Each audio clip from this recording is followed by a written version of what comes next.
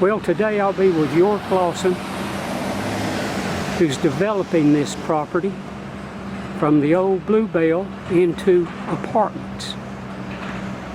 And this is in June. I believe today's the 8th, 2021. Bill, welcome. We're meeting today for the first time, and I thank you for coming. We're at a very exciting stage of the redevelopment and the preservation of the Bluebell Mill. They're going to be 46 market rate loft apartments. We're going to have really condo level finishes, and by that I mean, we're going to have a stone kind of granite countertops. We're going to have a side-by-side washer and dryers. We're going to have nice lighting fixtures.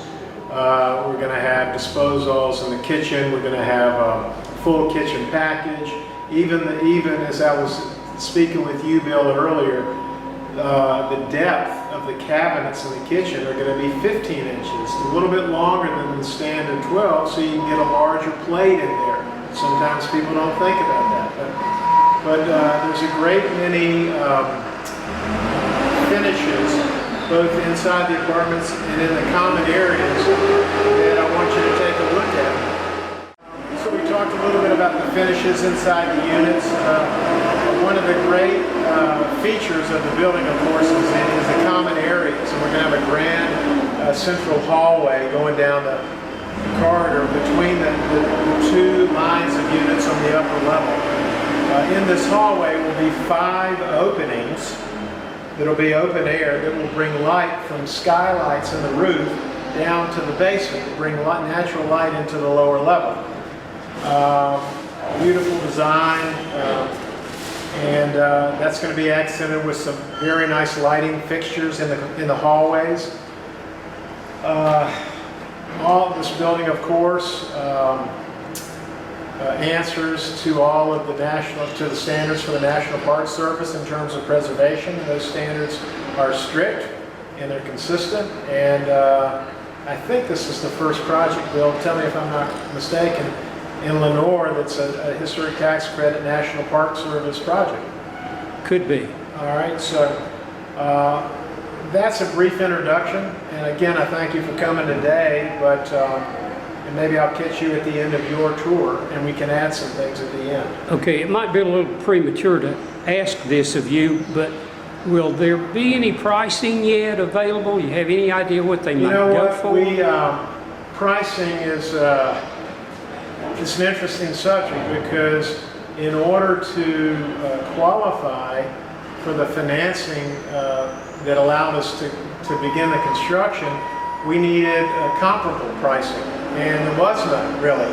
We had to go to Boone, we had to go to Hickory. We settled on a number that the bank was happy with, but in today's market, number one, and number two, basically driven by the demand and the supply of what is in this area and around it, and the fact that 9,000 people commute into Caldwell County to work daily, and that they just don't have enough places to live. I mean, the Bluebell will be 46 new units. I think Lenore could probably absorb 500 market rate apartments, if they were available. So the pricing, I hear my tour coming, but I think the pricing is, we've retained a property management company who are expert at this, and we're going to get to that with them. And we expect a certificate of occupancy in September of this year. And but what we're going to do is line up kind of a waiting list of interest for these 46, and then that will determine itself over time. Okay. So, thank you again for coming. Okay, sure. Great to be here. Is that all right? That's good. So now we're in the common corridor of the upper level. And you notice this opening, this area right here. This is going to be one of 5 open areas, and it will be secured by steel cable railing. But they will be open to the floor beneath, and they'll be bringing natural light from 15 skylights that are to be cut into the roof, natural lighting to the lower level. So that'll bring a lot of light into the lower level. and it'll make this hallway very bright. We talked about the 5 openings in the floor of the common corridor. They're going to bring natural light into the lower level. This one here will be will have the grand staircase, which leads into the lower level. Pivoting over, all the entry doors to all the apartments will have 8-foot doors, 8-foot entry doors, which is a little unusual.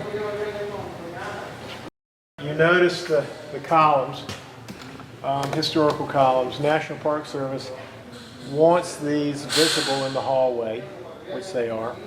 Here's one that they've put this poly resin as a supporting agent. There must have been some cracks underneath, whereas these two, these look in pretty good shape. Right. Well, the original perimeter of the building, this space here was an appendage that that allows for this particular unit to have this added space. You see there'll be new windows here. The bedroom is to our side, but this is just an unusual space that is just one place in the hallway. That whoever's living in this unit will have this for a study or a sunroom. And it's going to have, you see it's got, the roof has been repaired. It's got probably 13-foot ceiling height as opposed to about 16 or 17 in the main area. Well, this old section of the Blue Bell is from 1902. And this wood flooring is original. About 85% of it was usable, and we've scraped it. I mean, this has been a patch place, whereas you see the patch was put in to original flooring.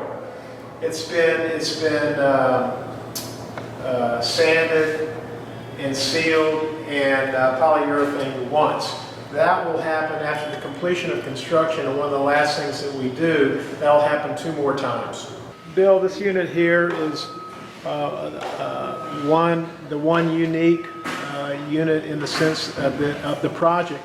This is a 2-floor unit, and what connects the 2 levels is one of the original fire egress stairs, which will now be inside of a unit connecting bedrooms upstairs and kitchen and bedroom downstairs.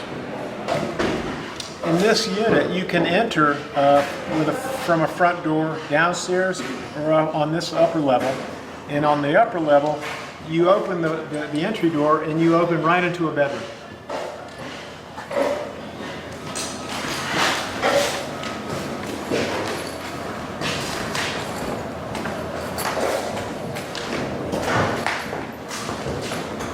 This is the form of fire egress, which will lead us to the lower level of this unit.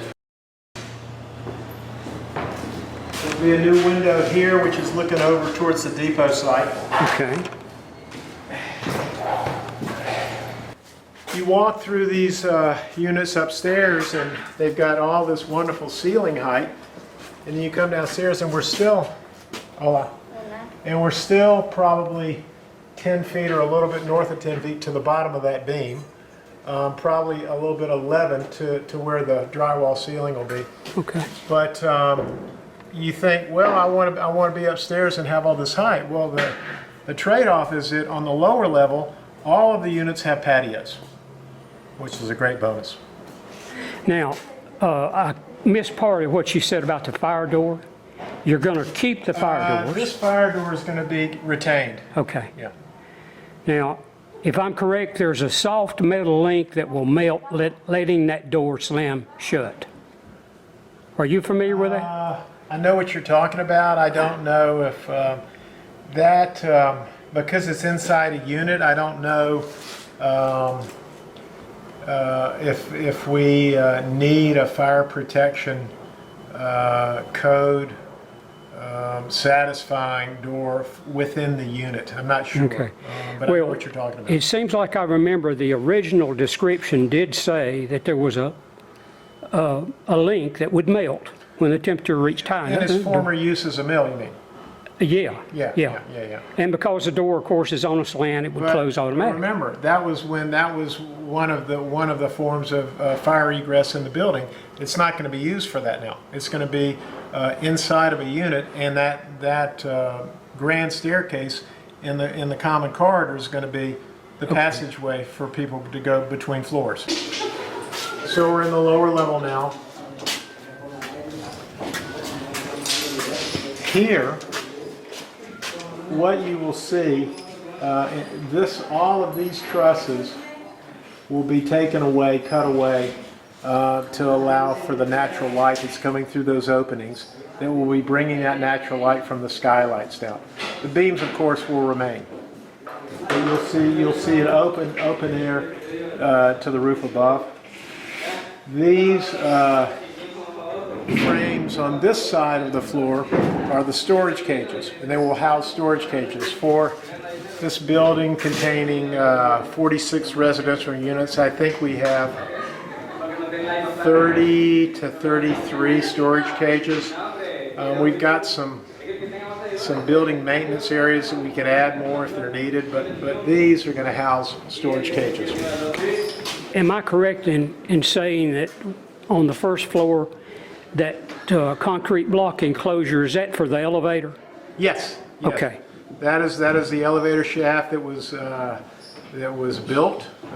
There was a lift here originally, which is in the back far corner, and upstairs on the upper level, that has been stopped, and that will be an additional kind of usable space within a unit, which can be an office. We've brought power into it. There'll even be a window looking outside of that.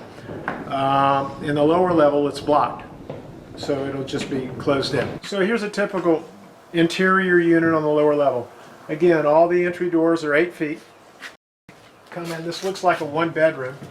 Bedroom here. Air handling unit. Side-by-side washer dryer. Kitchen. And then there'll be a door here that will lead to the patio. Patios will have kind of a mid-rise partitions with wood slats, cedar wood slats in between each of them. But it's a nice, beautiful amenity to sit outside. You'll be looking over the creek towards the depot site. We don't know what's going to be in the depot yet. This area will be filled in. It'll be brought to grade because it'll equate to. That unit on the corner will have the same patio coming out, so this will be filled into grade. So I don't know if for those of you watching this who remember what was the power sources, there was a couple of trees out here with, not trees, or transformer, standing transformer trees they call it, which we were able to take away because we're burying the utilities underground for the most part. We're also relocating the central meters in a more user effective location on the site. So that's going to clean that area up. This is going to be the fitness room.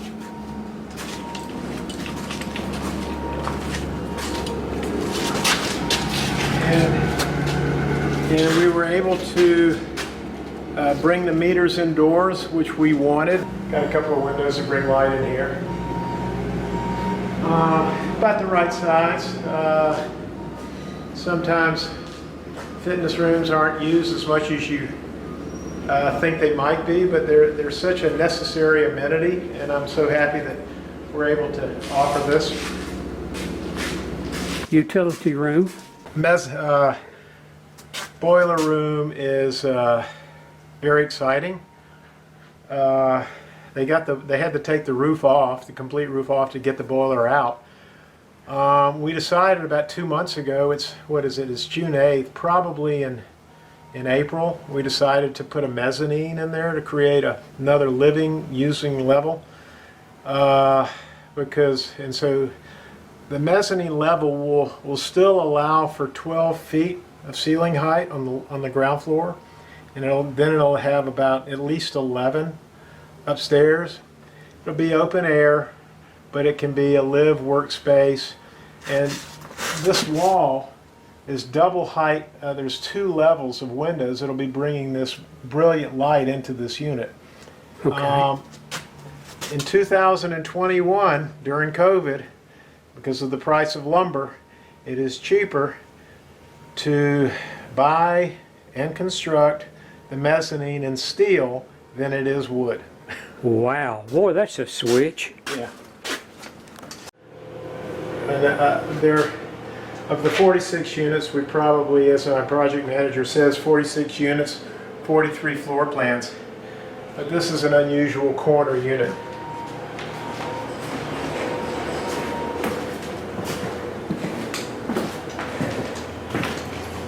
Bedroom on the right. Living area, exposed truss, which will be, visible in the space. Kitchen, surrounded by 12-foot windows, and on a private corner. Second bedroom over here. But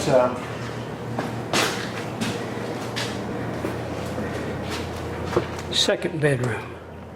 so you see the truss fully exposed here, partially here.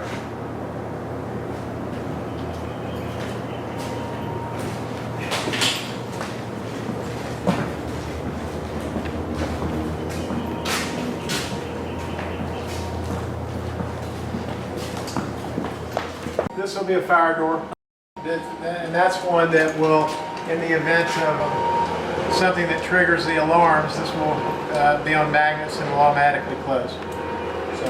So these 2 units side by side were interesting.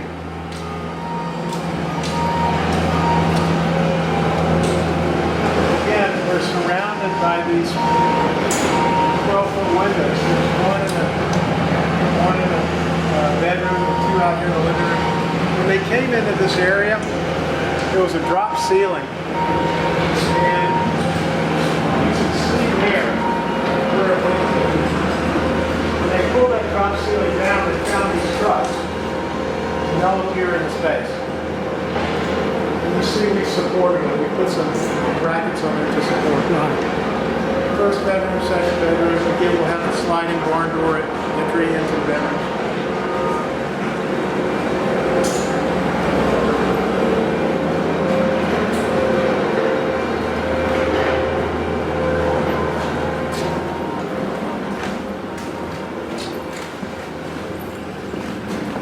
Mailboxes here.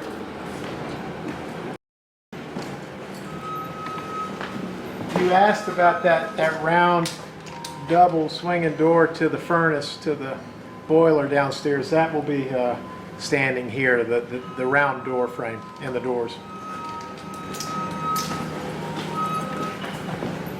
And this is the elevator shaft we spoke of, right there.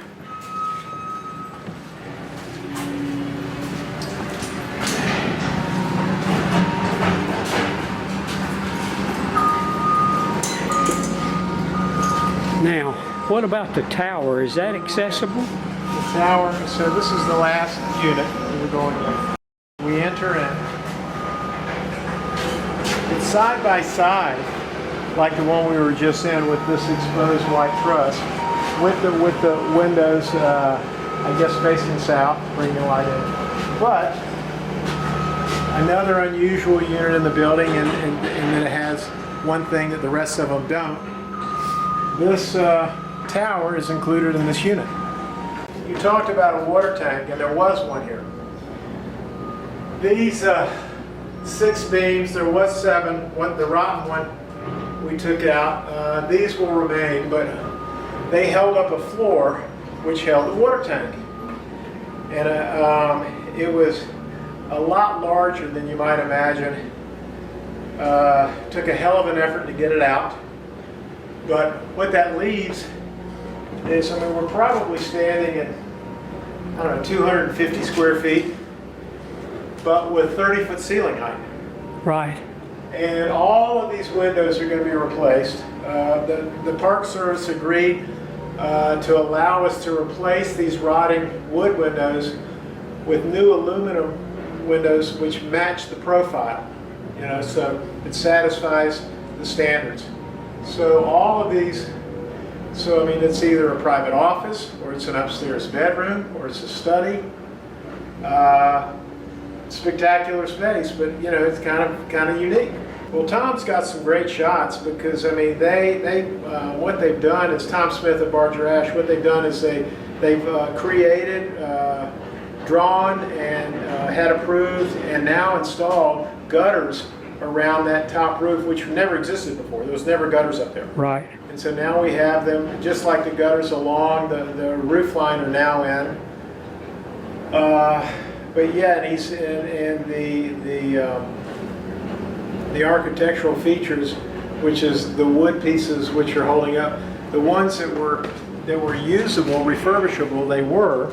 I'm going to change position here a little bit. And they remade some according to the exact original piece in his shop, and so they're all up there now. Might be worth just scanning a shot when you're outside. I'm going to take some video and photos before I leave outside. Good.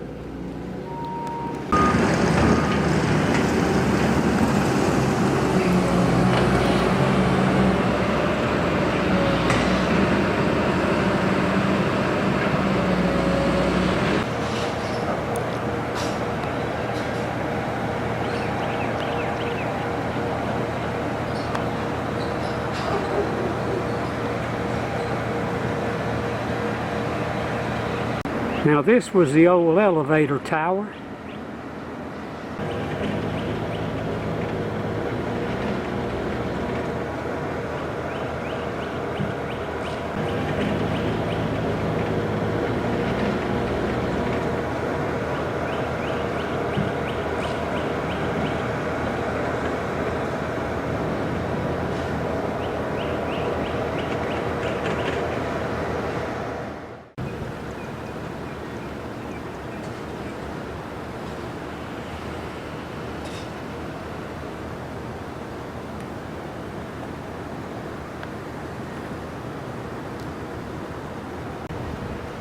This building right now is being used for an office. And this was the door to the old furnace room. And as York said, the furnace has been removed.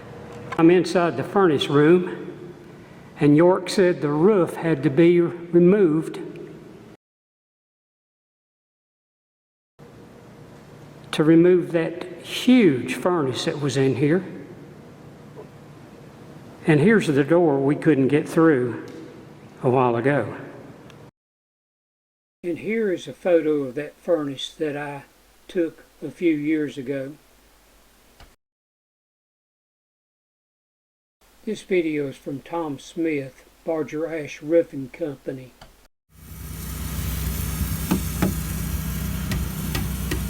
So this is an AB adhesive. It comes out of 2 cans and it mixes inside the gun there. The gun has a spiral, and as he's doing that, it mixes those 2 products together, and then it slowly rises up, and he's going to stick the boards in, and they'll put weight on it to hold it down.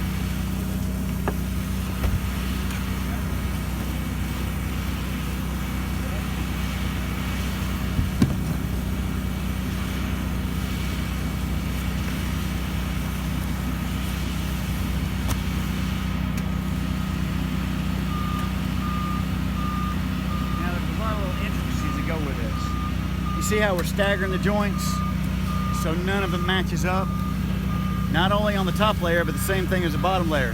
The joints never line up. And that eliminates what's called a thermal bridge from any kind of air escaping up through an area. It always has a block wherever it goes. Kind of like laying brick.